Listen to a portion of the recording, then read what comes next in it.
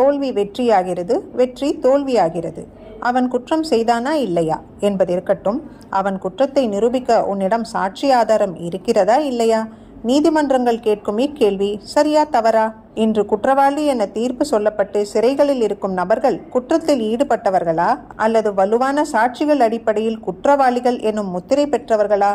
குற்றம் செய்யாது தண்டனை அனுபவிப்பவர் சிறையில் இல்லை என்றோ, குற்றம் செய்துவிட்டு வெளியில் சுதந்திரமாக உலவுவர்கள் யாரும் இல்லை என்றோ நீதிமன்றங்களால் இன்று சொல்ல இயலுமா? இப்படியான கேள்விகளை கட்டி எழுப்ப வேண்டிய பொறுப்பேற்றிருக்கும் இப்படைப்பின் கிளைமேக்ஸ் ஏற்றுக்கொண்ட தன் கடமையில் நாம் விசிலடிக்கும் வகையில் ஜெயித்திருக்கிறது. அரசு பெண் வழக்கறிஞர்களுக்கு தன் அறிவு கூர்மையால் உதவும் பாத்திரத்தில் ஜோதிகா.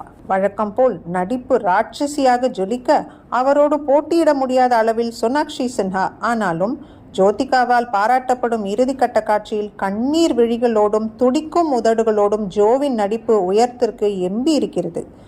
குற்றம் சாட்டப்பட்டவன் செய்ததாக சொல்லப்படும் குற்றத்தை சுற்றித்தான் அரசு தரப்பு ஆராயுமே தவிர அக்குற்றம் நிகழ்வதற்கு அவன் செய்யாது தவிர்த்த குற்றத்தை அவ்வளவாக ஆராயாது என துவக்கத்தில் ஜோதிகாவை அர்த்தமாக பேச வைக்கும் திரைக்கதை, அதற்கு பின் அவரை சுற்றியே வலம் வருவதற்கு காரணமான பொட்டலத்தை கிளைமேக்ஸ் பிரிக்கிறது.